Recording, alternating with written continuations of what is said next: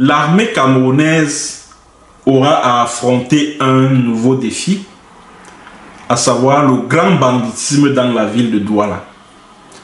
Au début des années 2000, à Douala, c'était grave avec le grand banditisme.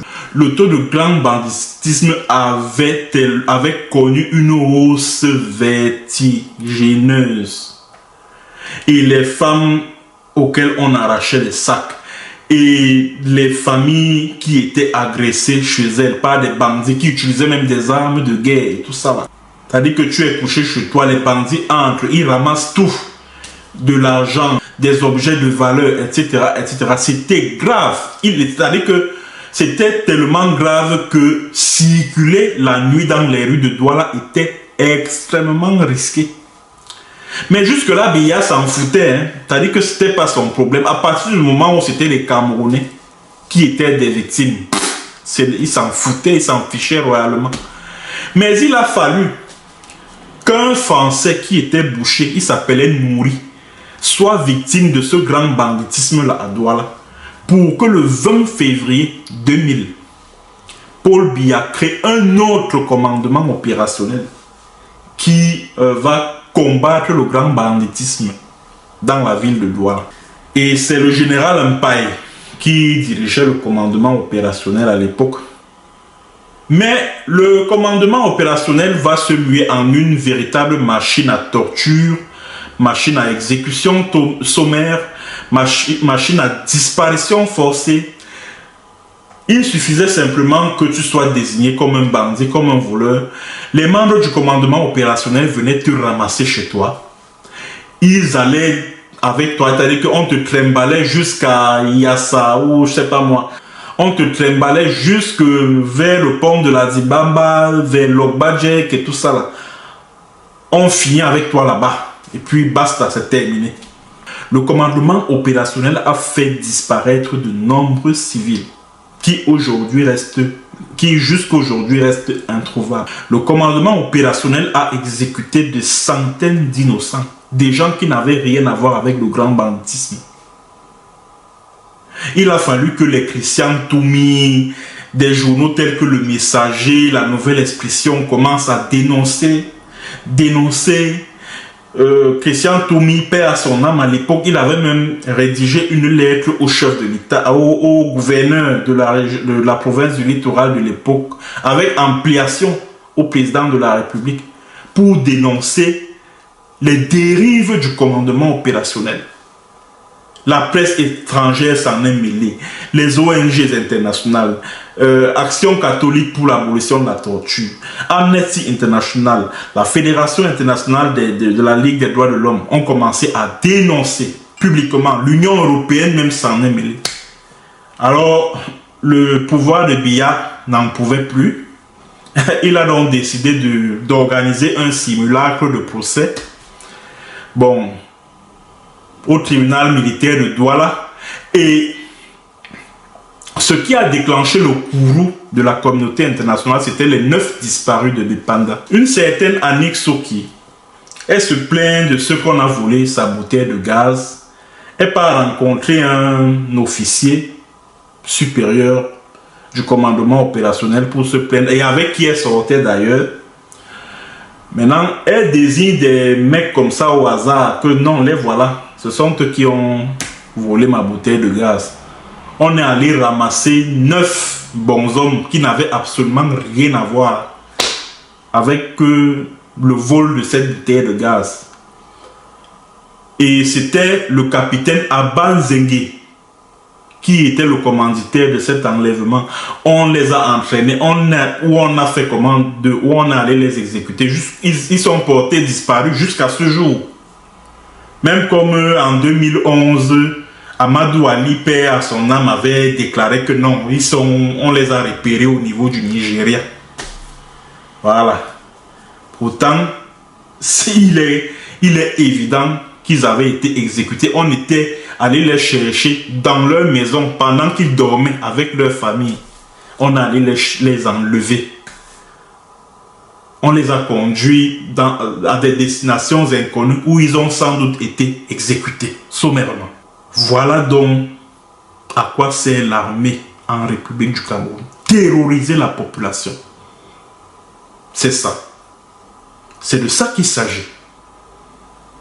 Et au bout de ce simulacre de procès, parce que suite à la pression internationale, il y a un procès qui s'est ouvert au tribunal militaire. Et 9 membres, 9 officiers, je crois, du commandement opérationnel, donc y compris Aban Zengue et puis le colonel Bobo Ousmane. Voilà. Ils ont été jugés devant le tribunal militaire, mais ils ont été purement et simplement libérés en octobre 2001, après avoir été placés en détention militaire. Détention militaire. Parce qu'il y a la détention civile, dont le Kondengui et tout, Noubel et tout. Maintenant, il y a la détention militaire. Et la détention militaire, mes chers amis, c'est comme le 5 étoiles. C'est comme le 5 étoiles. Tous les militaires qui sont là-bas, ils ont droit à tout. Donc, ils sont dans le confort, le luxe, un lit bien douillet, toutes les commodités nécessaires pour préparer, pour faire de la bouffe. Ils ont un écran plat, ils ont accès à l'eau potable, bref, ils sont dans un 5 étoiles, carrément. Et ils peuvent même partir de la prison militaire, rentrer chez eux pour aller passer du temps avec leur famille et revenir au lieu de la détention. C'est possible avec la détention militaire. Moi, quand j'étais en cellule au Cameroun, j'ai partagé ma cellule au Cameroun avec des militaires qui me l'ont dit. Que la détention militaire, c'est le paradis. Quand tu es à la détention militaire, c'est comme si tu n'étais même pas du tout en prison.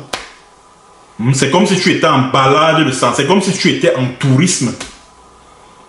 C'est de ça qu'il s'agit. Or, en bas, le capitaine Aban Zengue, ils n'ont fait que quoi? Quelques mois en prison, d'avril à octobre 2001. On les a relaxés. Purement et simplement. Ça veut tout simplement dire que, au sein de l'armée camerounaise, vous êtes libre de faire tout ce que vous voulez, d'ôter la vie à qui vous voulez. Il ne vous sera pas fait de procès en bonne et due forme. Parce que quand vous ôtez la vie à un individu, selon la loi camerounaise, c'est la peine de mort. C'est la peine à perpétuité. Aussi simple que ça. C'est-à-dire qu'il n'y a pas... Là c'est le pénal qui s'invite là. Et vous êtes passible d'une peine lourde. Les histoires ont encore 18 mois de prison. Et ceci et cela, c'est quoi ça? C'est quoi ça? Ça, c'est de l'impunité. C'est de l'impunité. Alors, tous ces responsables du commandement opérationnel qui sont passés devant le tribunal militaire, bon, aujourd'hui, ils sont là, ils sont libres de leur mouvement. Certains sont même montés en grade, voilà. Et la vie continue.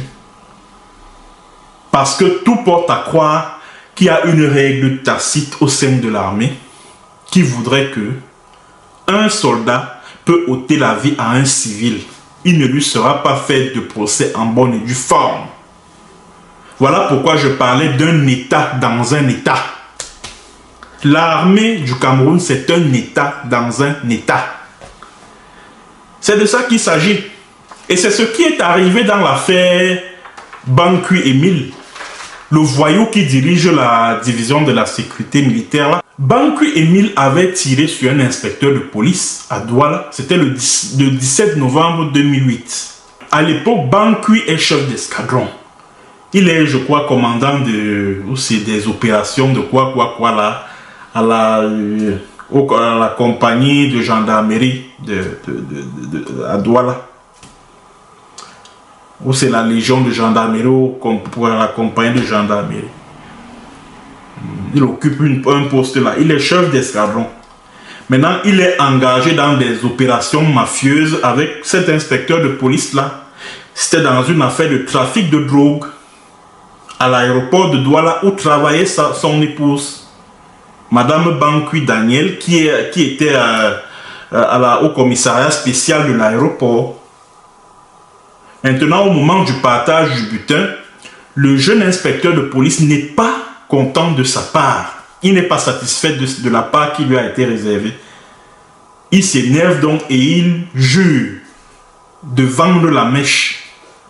Voilà donc comment Banqui et tous les autres membres de son gang et son épouse et tout s'entendent et décident de tuer cet inspecteur de police là.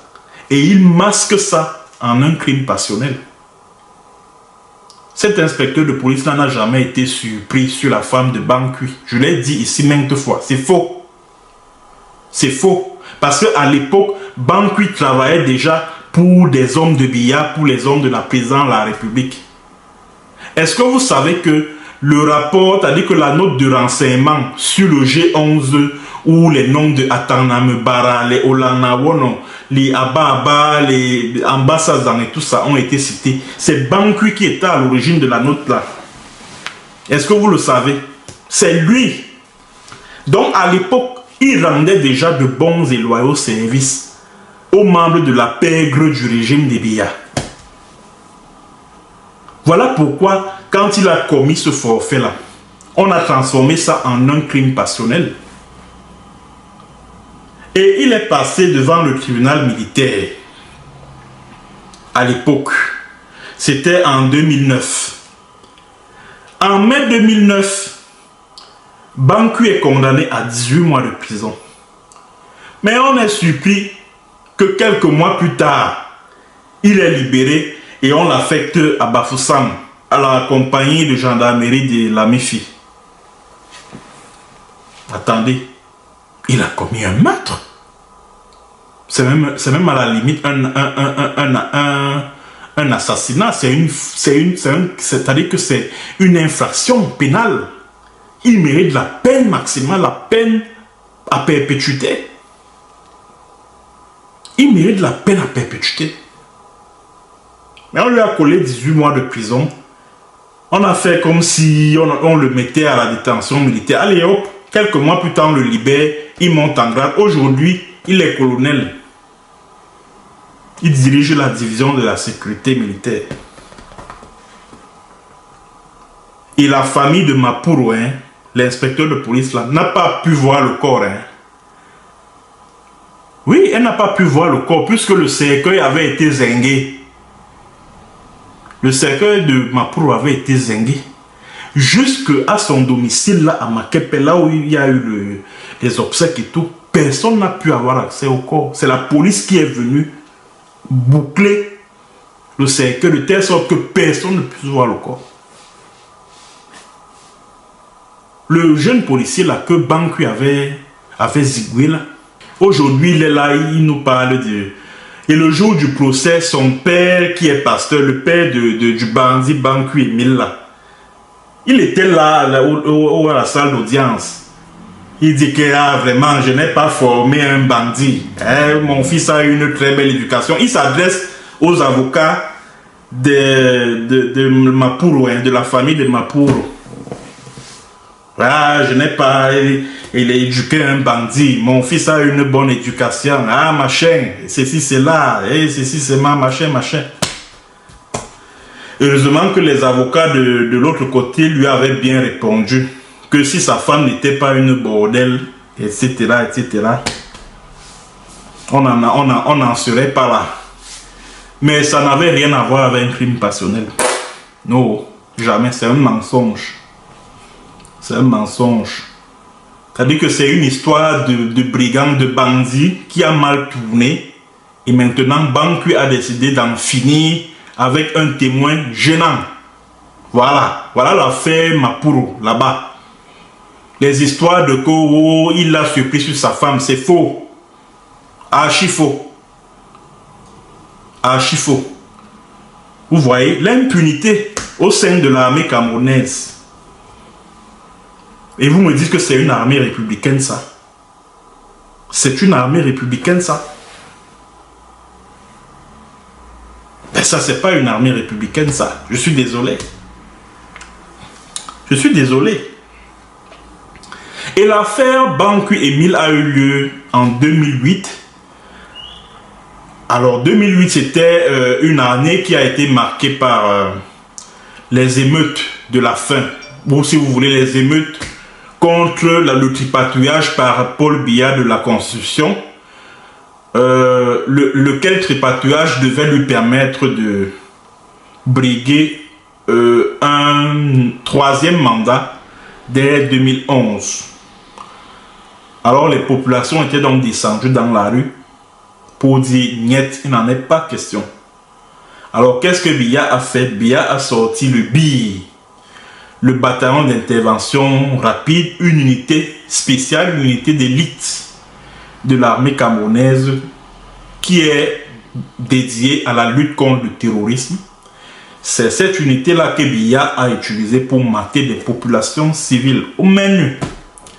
Résultat des courses, des centaines de civils ont perdu la vie au cours des émeutes de fin février 2008. Le BIR a également la réputation d'avoir commis de